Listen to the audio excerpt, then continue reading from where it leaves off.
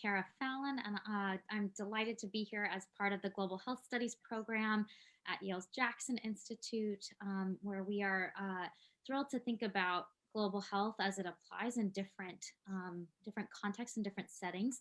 And I'd like to introduce the wonderful speaker today, Ruth Álvarez-DeGolia. She is the co-founder and executive director of Mercado Global, based in Brooklyn, New York, and Panajachel in Guatemala. Mercado Global is a social enterprise that employs a holistic model in supporting the health, education, and economic empowerment of rural indigenous women in Guatemala to break the cycle of poverty. Since Ruth started the nonprofit, she's expanded its reach from working with a dozen artisans to over 30 cooperatives. Ruth and Mercado Global have been recognized as an innovator in social enterprise, partnering with artisans in a large number of major US specialty research chains and catalogs. Ruth is a Yale alumni, class of 2004, where she was an EP&E major and was awarded the William H. Orrick Prize for her senior thesis. So she is an inspiration to all of the undergraduates in the network. And thank you so much, Ruth, for helping launch this network and the Career Conversation series. We're really looking forward to hearing you speak. Thank you so much, Kara. It's wonderful to be here and to see students that are excited about the field of social entrepreneurship. And thank you so much for inviting me to be here. It makes me very nostalgic for when I was an undergrad and can go to speaking sessions like this. So thank you for including me. So I'm very excited about the Q&A portion of this event. But in advance of that, I'm going to speak for a little bit to share some of my experience and what I've learned along the way. So just to give you an overview, I'm going to talk about what Mercado Global is, how I started Mercado Global, what I'm most proud of in terms of my work with Mercado Global, how we've pivoted during the pandemic, and then lessons learned that I wish that someone had shared with me when I was your age and I hadn't had to learn all of these things the hard way along the way. So first, what is Mercado Global? We work with rural indigenous women in Latin America. Most of the women that we work with never had the chance to go to school. And in fact, in Guatemala, only 1 in 6 indigenous girls graduate from middle school, just to give you a sense of what we're up against in this region. And most indigenous families are living in extreme poverty in Guatemala. In fact, 2 out of 3 kids go to bed hungry every single night in the region where we work. 2 out of 3, and that was before the pandemic and how that's devastated the economy in rural Guatemala. But the women that we work with are amazing artisans, and they're driven to find a way to create a better life for their families. These women are master weavers, traditions that have been passed down for generations within their families. And when I first went to Guatemala, what really struck me was these women are so talented, and all they need is access to market so that they could get income to change their lives. So that's where Mercado Global started. We are about 2 big ideas. The first is that rather than be victims of poverty, of sexism, of racism, of a lack of education, that indigenous women can be some of the best rural entrepreneurs in the world. And we help them do that by helping them build up community businesses of their own that they own, and then connecting them to sales with major international retailers in the fashion industry. So our partner artisans are selling here we sell internationally, but in the US, some of our top accounts include Nordstrom, Shopbop, Bloomingdale's, Levi Strauss, Free People, Stitch Fix, Garnet Hill. And they're using the money that they earn to send their kids to school themselves. We work with cooperatives so that the women can help each other and support each other as they face so many challenges in their communities. We know that we can't be there 24 hours a day, 7 days a week. We can't help solve every single challenge that our partner artisans face. But by helping build up the co-op, we're helping invest in a support network within each community where we work that could provide additional assistance. And in addition to that, we have a community-based education program that provides classes to women artisans to help them build up their skills as entrepreneurs and as leaders, and help them face some of the other challenges that they face in their lives and in their communities. So that's the first big idea. The second big idea behind Mercado Global is that we believe in the power of markets to create social change.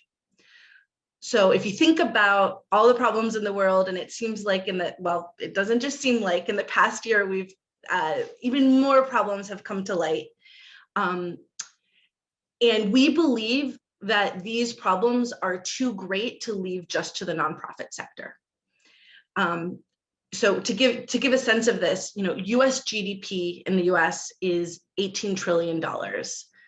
But of that, only 380 billion goes to philanthropic giving. And of that 380 billion, only 6% goes to international causes. So we think if, rather than be constrained by the funds going to philanthropic giving, if we could instead figure out how to tap into overall GDP to help companies and people through what they do every day, think about how they can be change agents, how they could use their market share, their purchasing power, their supply chains, their work that they do every day to help create social change, that then we have a lot more resources to work with and we could get more done. And so specifically, our focus is helping the fashion industry think about how they could use their market share and their supply chains to have profits through principles, to help lift families, and women and indigenous communities out of poverty and help them create a better future. So what we do is we help big retailers think about how they could start sourcing from artisans and indigenous communities in an empowering way. And where are there opportunities to both meet their financial goals and have a positive social impact? And it's very exciting to do this work because it makes the pie bigger. It brings more people and more resources to this fight against poverty, against racism, against exclusion. So that's, in a nutshell, what Mercado Global is all about. I'd like to share a little bit about how I started Mercado Global and that process. So, and because we're not in person, I can't read your faces, so I can't tell if I'm boring you. Hopefully I won't, but let me know if I'm talking too much about anything. So first, I started Mercado Global while I was at Yale. And when I first entered Yale, I was probably like many of you, I felt that I had mastered the rat race and I was ready to win the next phase of that race at college. I assumed kind of coming in that I would go to either a prestigious law school or aim to secure one of the prestigious fellowships for grad school or abroad post-Yale. And I kind of started out right on that track. I did every major and field of study that you had to apply to get into at Yale, at least at the time. I don't know if that's still true. And that was prestigious. I did directed studies, I did EP&E, and I also double majored in international studies. And I truly was passionate about all those things, but definitely part of me was just driven by, well, I need to do whatever is most prestigious and most competitive. And then my first summer after freshman year, I had a Yale Alumni Fellowship to live and work in a halfway house and in the county prison system in Harrisburg, Pennsylvania. And I was exploring my interest, particularly in starting to build out my interest in transitional justice. Summer after my sophomore year, originally had a fellowship to study political literature of nationalism in Cuba, and this will show you how old I am. At the time, the Bush administration changed the rules so that undergrads couldn't legally go conduct research in Cuba.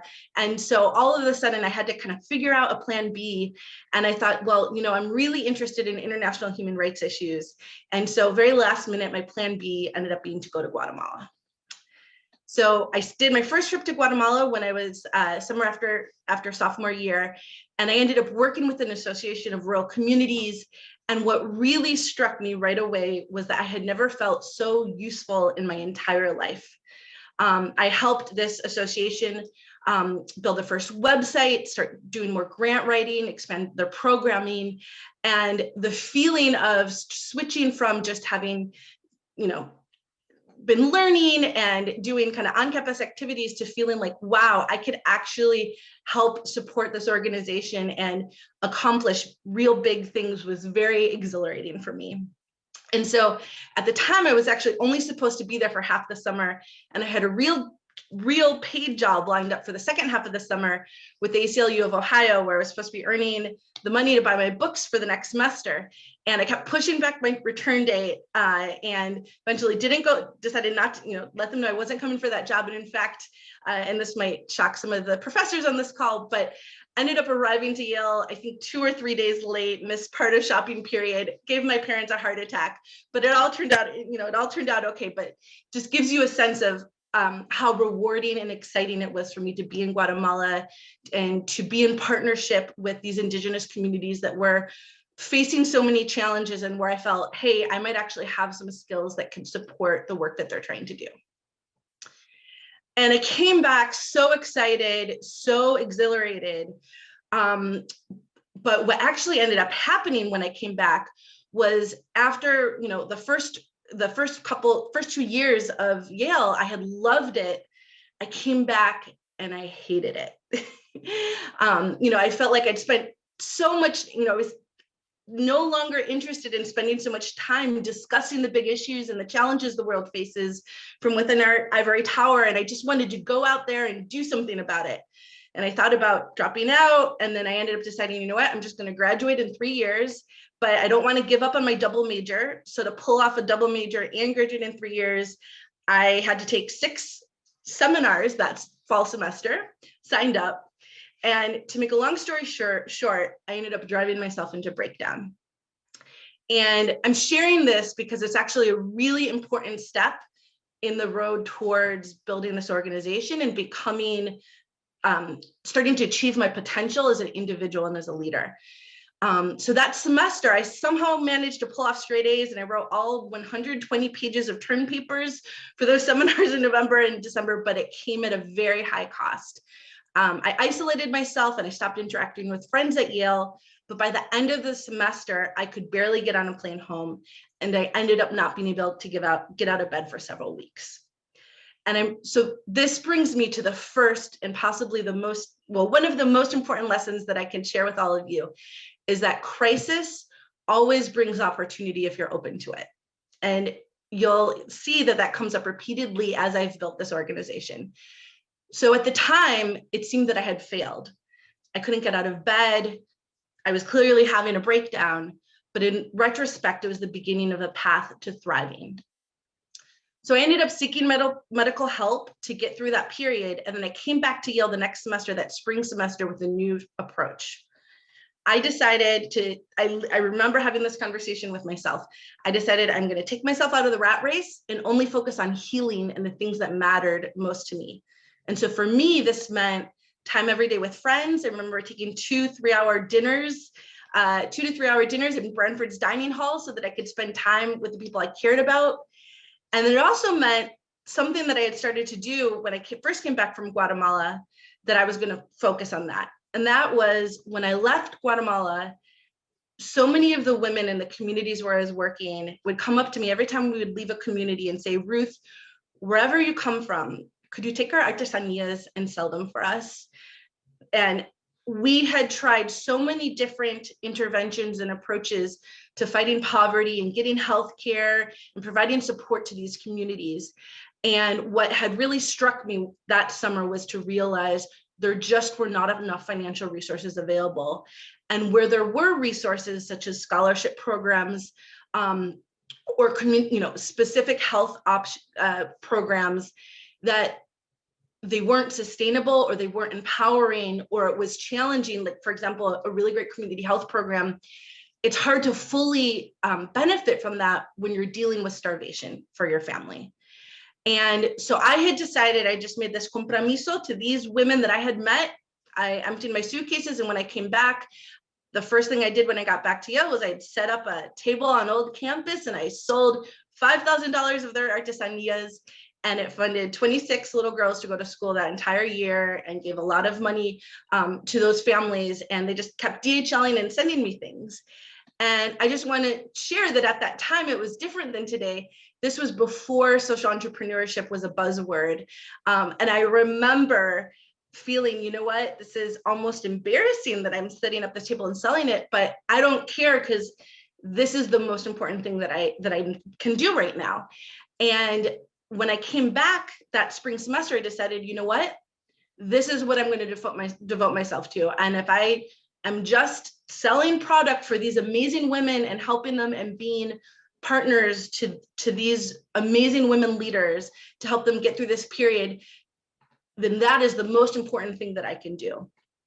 And what was really amazing about this process is that in the long run, it actually ended up turning out that by taking myself out of that rat race and having the courage to listen to my own inner voice, my inner sage about what really mattered, that in the end, that both brought me happiness and tremendous fulfillment, and in many ways, tremendous success. That's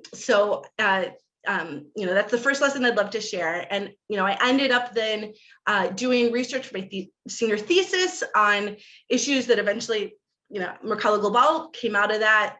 Ended up winning our senior essay prize in EP&E, several major fellowships, won the Yale School of Management Business Plan for nonprofit organizations, and secured my senior year a lot of startup funds to start the organization. And then we went on to be on the cover of Newsweek, have all kinds of really great opportunities and build this really amazing organization. So that's kind of the roots of where Mercado Global started.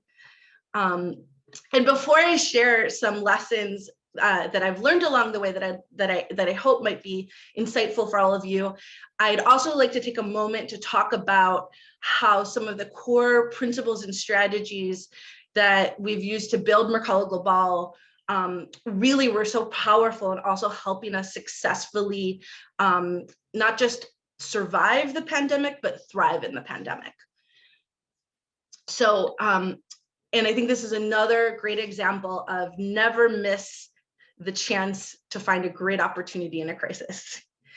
So when the pandemic first hit back in March, at first, our offices are in New York City, and it was terrifying, apart from the fear of, as y'all remember, what's going on, what is this, hearing about everyone getting sick, being afraid to take the subways. But then in addition to that, our spring summer collections are usually our biggest collections, and we started having all of the orders in our pipeline started getting canceled. Lucky brand, just every single client started canceling orders, some of which would already been produced. And so at first, the first couple of days was fear.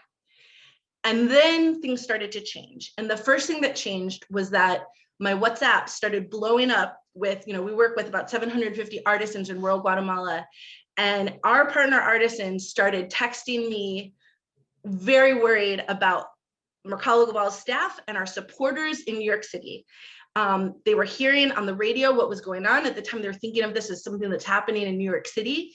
And they were just worried. They wanted to know what they could do to help.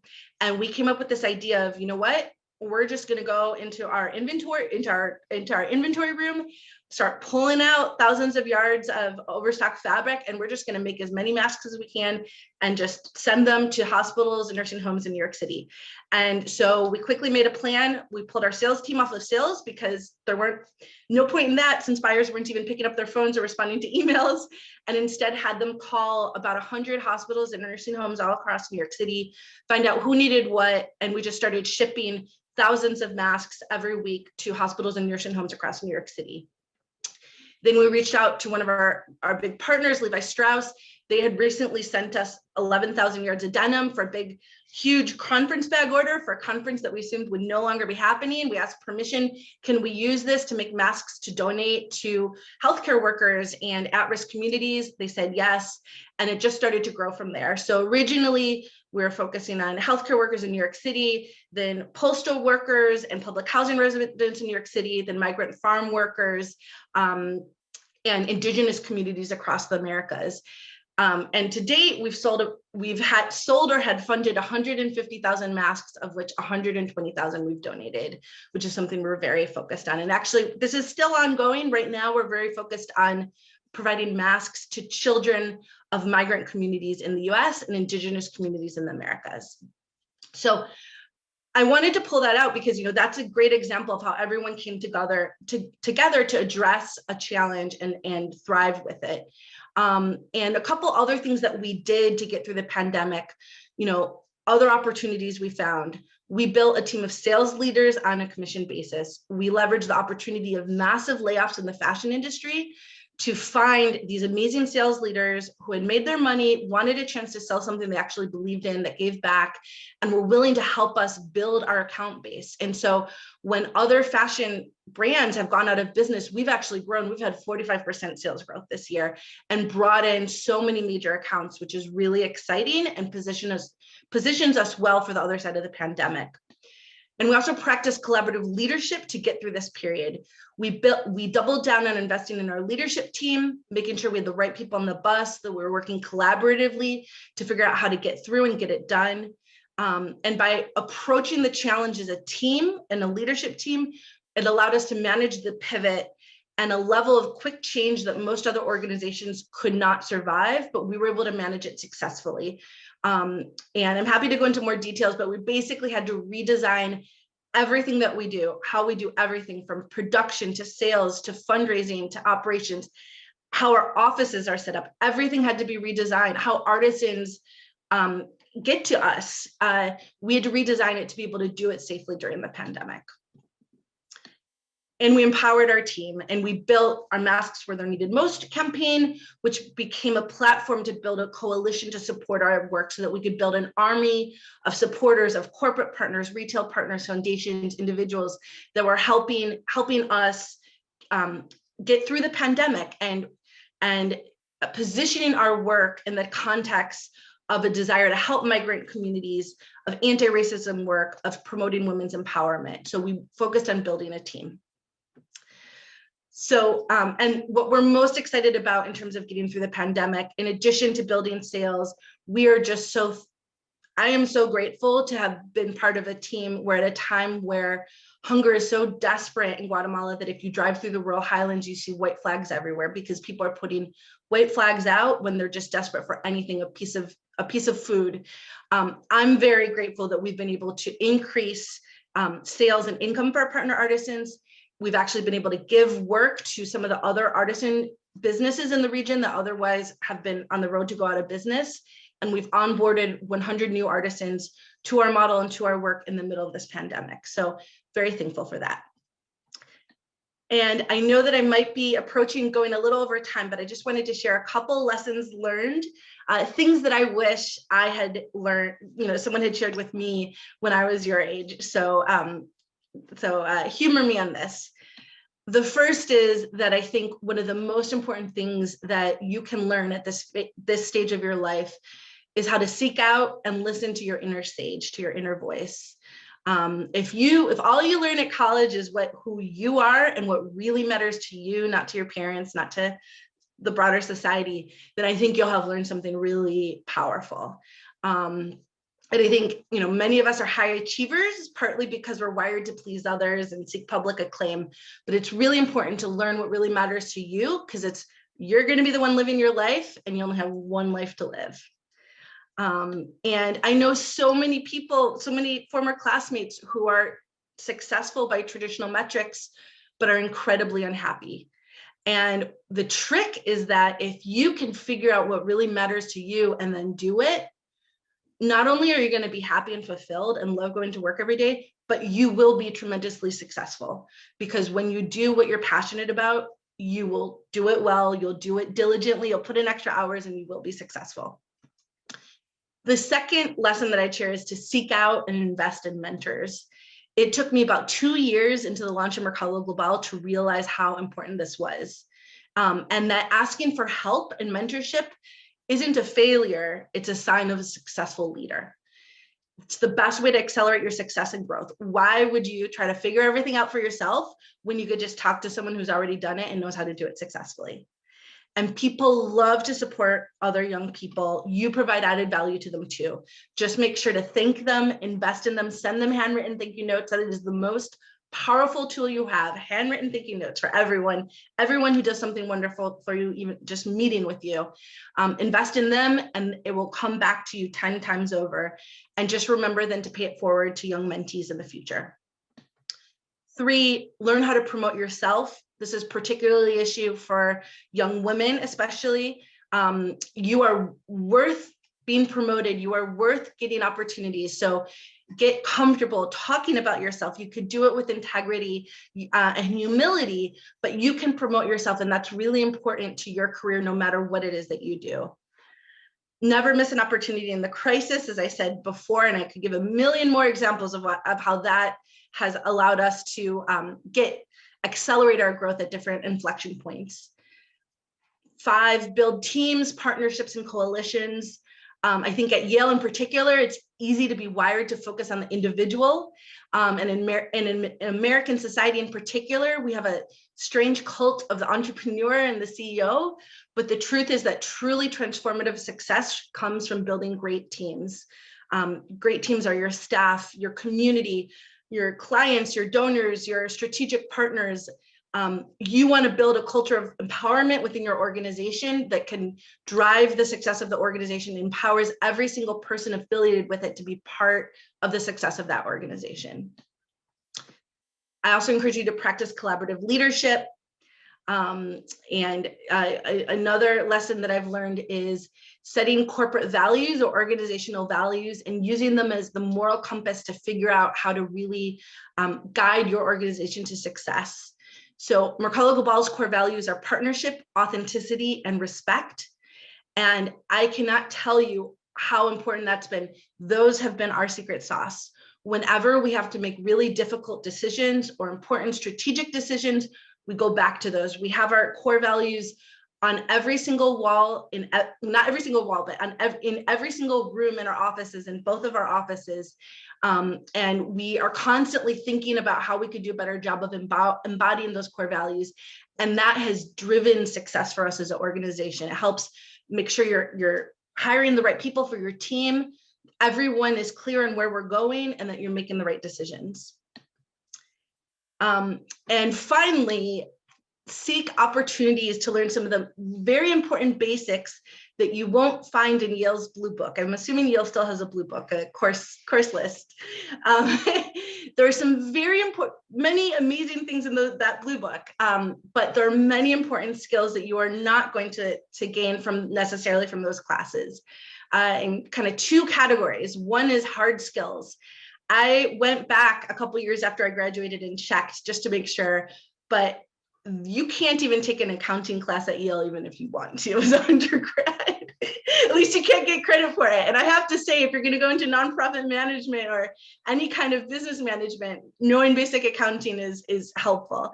And I know that now, but I learned it the hard way. So those are, you should be able to read a financial statement no matter what you do. That is going to be very powerful for you. And then also soft skills, communication skills, learning to active listening, learning your own values and your own pinches and your strengths, learning who you are and how to communicate with others is going to be so important, whatever it is that you do with your career. So I encourage you to find opportunities to do that. So in conclusion, I am so excited for all of you. You're at as I'm sure every speaker tells you, you're at a very exciting time of your life. There's so much that you could do. There's so much to be done in this world right now. And I'm excited for you to continue this path of exploring and figuring out what it is that you want to do. And, one last thing that I would say is you do that. If you are interested in social enterprise or nonprofit work, I know it might seem a little hypocritical to say this, but one thing I would share is remember, sometimes the best way to have the biggest impact is not to start your own organization or business. It usually is very, very hard. Most speakers on panels and at events, we don't say that. But it is very hard.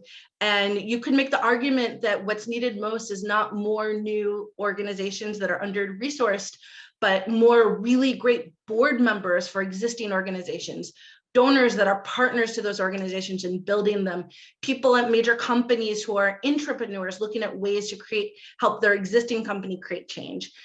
So I just encourage you to think about that as well as you map out your path in life and think about what you want to do to help create change in this world. So thank you so much for inviting me to speak today.